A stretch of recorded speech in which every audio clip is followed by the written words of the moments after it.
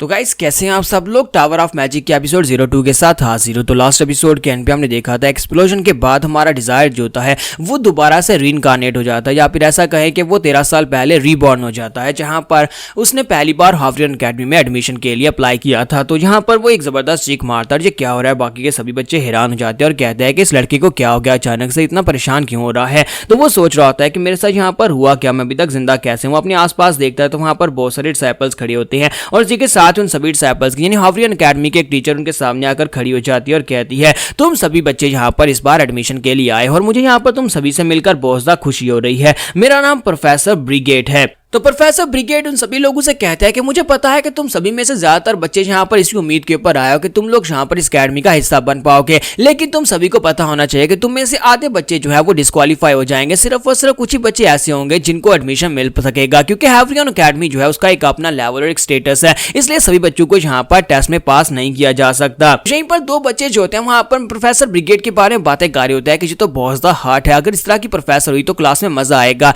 जबकि प्रोफेसर जो होती है उसकी बात सुन लेती है और कहती है कि लड़के तुम अपनी बकवास बंद करो, मैं तुम्हारी सारी बातें सुन रही हूँ, मेरी बात को ध्यान से सुनो, मैं जहां पर तुम्हें रूल्स के बारे में बताने वाली हूँ। फिर साथ ही वो लोगों से कहती है कि मुझे लगता है कि तुम में से ऐसे लोग जो बिल्कुल भी सीरियस नहीं है वो सभी लोग पहले राउंड में यहाँ पर से निकल जाएंगे, उन सभी को डिस्क्वालीफाई कर दिया जाएगा। सिर्फ और सिर्फ 600 बच्चों को ही यहाँ पर सिलेक्ट किया जाएगा। वो सभी वहां पर आपस में बातें करना शुरू कर देते हैं कि पता नहीं यहाँ पर इस बार कौन सा एग्जाम होने वाला है। वैसे तो यहाँ पर हर बार जो एग्जाम होते हैं वो इतने मुश्किल नहीं होते। इसी के साथ प्रोफेसर ब्रिगेड उन लोगों से कहते हैं कि तुम्हारा जो एग्जाम होगा वो शैडो वर्ल्ड के अंदर होने वाला है, तुम्हें यहाँ पर एक शैडो वर्ल्ड को क्लियर करना होगा, तभी तुम यहाँ पर टेस्ट में पास कर पाओगे। ये बात सुनते ही हमारा जो जाहिर होता है उसे वहां पर एक झटका लगता है। वो कहता है कि ऐसा कैसे हो सकता है, ये हमें शैडो वर्ल्ड में कैसे भेज सकते हैं, अभी से यहाँ पर मैं दोबारा किसी शैडो वर्ल्ड में नहीं जाना चाहता। इसके साथ ही प्रोफेसर उन लोगों से कहते हैं घबराने की जरूरत नहीं है, हम लोग तुम्हें यहाँ पर किसी असली के शैडो वर्ल्ड के अंदर नहीं भेजने वाले, यानी असली डंजन के अंदर नहीं भेजेंगे, बल्कि हम लोगों ने यहाँ पर अपनी मशीन्स को यूज करते हुए कुछ ऐसी जो डंजन्स बनाई हैं जो कि तुम्हारे टेस्ट के लिए है, यानी कि वो सिमुलेटेड डंजन होने वाले हैं, वो असली की डंजन्स बिल्कुल भी नहीं होंगी। फिर साथ ही प्रोफेसर ब्रिगेड उन लोगों से कहते हैं कि तुम्हारी सीनियर क्लास से कोई ना कोई डिसाइपल यहाँ पर आएगा जो तुम्हारा मेंटोर बनेगा और तुम्हें यहाँ पर अपने साथ लेकर जाएगा, और तो बाकी सारी बातें तुम लोग उससे पूछ सकते हो और वो बाकी सारी बातें तुम्हें खुद भी डिटेल में एक्सप्लेन करेगा कि तुम्हें कैसे टेस्ट के लिए तैयार करना है और कहां पर तुम्हें जाना है। इसलिए तुम सभी लोग जल्दी से अब रेडी हो जाओ। तुम सभी लोगों का ये एग्जाम जो है तुम्हारी क्लास 36, 13 और साथ में तुम्हारा एंट्रेंस एग्जाम जो है वो #172 है और यहाँ पर 2 घंटे में स्टार्ट होगा। तो जैसे वहां पर वो नंबर बताती है तो नंबर सुनने के बाद डिजायर को एक झटका लगता है। तो डिजायर वहां पर पीछे जाकर एक पिलर के पास खड़ा हो जाता है और काफी ज्यादा परेशान हो रहा था और उसे समझ नहीं आ रही थी कि यहाँ पर हो क्या रहा है। तो वो कहता है कि मैं पहली बार जब हावरियन अकेडमी में आया था उस वक्त भी मेरा यही रोल नंबर था, यानी कि उसका यही साल चल रहा था। तो हमारा डिजायर कहता है कि इसका मतलब यह है कि मैं 13 साल वक्त में पीछे आ गया हूँ जहां पर ये सब कुछ शुरू हुआ था। जितना मुझे याद है कि मैं 10 साल पहले यहाँ पर से ग्रेजुएट होकर चला गया था, यानी कि मैंने यहाँ पर इस अकेडमी से ग्रेजुएशन कंप्लीट कर ली थी। और अब अगर यहाँ पर ईयर 36, 13 है, इसका मतलब यह है कि शैडो वर्ल्ड में मैं 36, 16 में एंटर हुआ था और 10 साल वहां पर रहने के बाद मैं वापस आया। तो इसका मतलब यह है कि मुझे पूरे 13 साल हो चुके हैं। मैं 13 साल वक्त में पीछे आ गया हूँ, उस वक्त में वापस आ गया हूँ जहां पर मुझे अब दोबारा से वो सब कुछ देखना पड़ेगा। तो वो यहाँ पर ये सोच रहा था क्या मुझे वो सब कुछ दोबारा से फेस करना पड़ेगा जहां पर मैंने अपने लोगों को खो दिया, मेरे बहुत सारे दोस्त मारे गए, मेरी गर्लफ्रेंड मारी गई और सभी लोग वहां पर उस जगह पर मारे गए।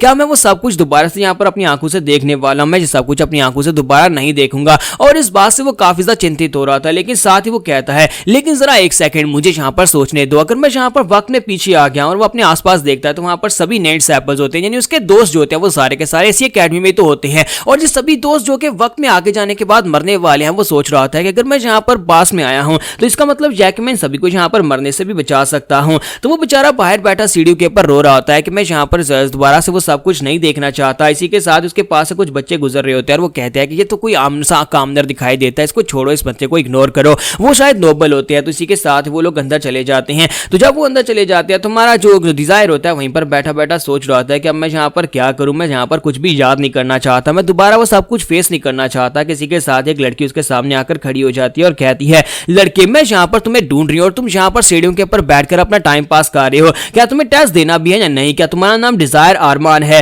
तो वो से कहता है कि प्लीज माफ करना, हाँ मेरा नाम डिजायर आरमान है, लेकिन तुम यहाँ पर कौन हो और मुझे क्यों ढूंढ रही हो? तो वो से कहती कहती है कि चलो शुक्र है कि तुम यहाँ पर मुझे मिल ही गए, मेरा नाम रेडोरिया है और मैं सीनियर क्लास से तुम्हारी मेंटोर हूँ। मुझे यहाँ पर तुम्हारी मेंटोर सेलेक्ट किया गया है ताकि मैं यहाँ पर तुम्हें गाइड कर सकूँ और तुम्हें इस जगह पर लेकर जा सकूँ जहाँ पर शैडो वर्ल्ड में तुम्हारा टेस्ट होने वाला है। तुम्हारा डिजायर उसे कहता है कि मिस रेडोरिया प्लीज मुझे माफ करना, मैं तो बस यहाँ पर ताजा हवा लेने के लिए जरा बाहर आ गया था। और इसी के साथ ही हमारा डिजायर जो होता है वो रेडोरिया के बारे में भी सब कुछ जानता होता है। वो उसे कहता है कि रेडोरिया आगे जाने के बाद एक 6 लेवल की मैजिशियन बनने वाली है और उसकी मैजिक पावर्स भी काफी ज्यादा अच्छी होने वाली है क्योंकि स्पेशली जो फायर टाइप के मैजिक को यूज कर सकती है। हमेशा ये स्कूल की रैंकिंग में फर्स्ट रैंकिंग के ऊपर ही आती है क्योंकि ये पढ़ने में भी काफी ज्यादा अच्छी है। तो रेडोरिया से कहती है कि तुम यहाँ पर मेरी तरफ से इस तरह घूर का क्यों देख रहे हो, मुझे लगता है कि तुम एंट्रेंस एग्जाम को लेकर परेशान हो रहे हो। तो हमारा डिजायर उसे कहता है कि हमें काफी ज्यादा नर्वस हो। तो रेडोरिया उसे कहती है परेशान होने की जरूरत नहीं है, तो बस एक छोटा सा एंट्रेंस एग्जाम है, तुम बड़ी आसानी से इसको पास कर लोगे। अगर तुम्हारे अंदर टैलेंट्स हैं तो तुम बड़ी आसानी से इसको पास कर जाओगे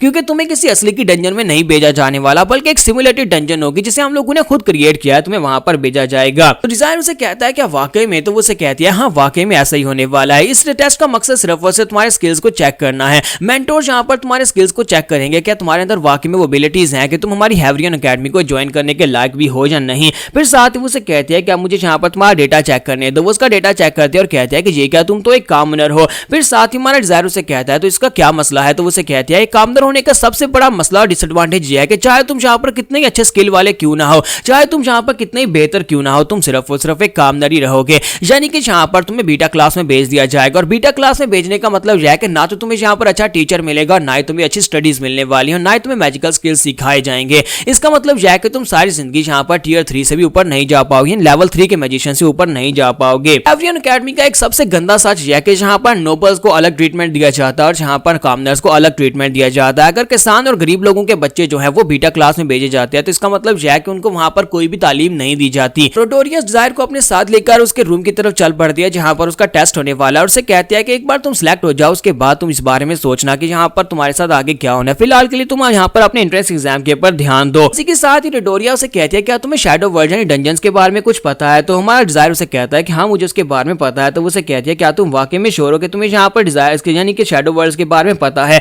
चलो ठीक है, मुझे बताओ कि तुम्हें यहाँ पर शैडो वर्ल्ड के बारे में कितना कुछ पता है। अब तुम्हें पता है कि डंजन्स कितनी ज्यादा खतरनाक हो सकती हैं। रियल डंजन्स तो बहुत ज्यादा खतरनाक होती है जहाँ पर तरह तरह के बहुत ही पावरफुल बीस्ट हो सकते हैं, लेकिन ये क्योंकि सिमुलेटेड एरिया है लेकिन इसके बावजूद ये है तो एक डंजन की सिमुलेशन कॉपी ही, तो ये भी काफी खतरनाक हो सकती है। इसलिए वजह से तुम्हें यहाँ पर इसके बारे में काफी कुछ पता होना चाहिए। तो मैं यहाँ पर तुमसे कुछ सवाल पूछ सकती हूँ, मुझे ये बताओ कि तुम यहाँ पर डंजन के बारे में कितना कुछ जानते हो। और इसी के साथ ही हमारा डिजायर जो होता है वो डंजन के बारे में कितना कुछ जानता है, वो इससे तो बहुत ज्यादा है। तो वो उसे बताता है कि डंजन्स क्या होती हैं। तो वो उसे कहता है कि हर साल के बाद यहाँ पर एक डंजन ओपन होती है। हर एक साल के बाद जब डंजन ओपन होती है तो वो डंजन अपने आसपास के एरिया को डिवावर करना शुरू कर देती है। उस डंजन के अंदर कुछ स्पेशल इवेंट्स को दोहराया जाता है जो कि हमारी पास्ट हिस्ट्री से यहाँ पर होते हैं। हमें उसके अंदर जाने के बाद मिशंस को कंप्लीट करना होता है। एक डंजन के अंदर मिशंस को अगर कंप्लीट नहीं किया जाएगा तो वो आसपास के एरिया को डिवावर करती जाएगी यहाँ तक कि पूरी की पूरी अर्थ को अपने अंदर निगल जाए और पूरी की पूरी अर्थ जो है वो यहाँ पर डिस्ट्रॉय हो जाएगी और सभी लोग मारे जाएंगे।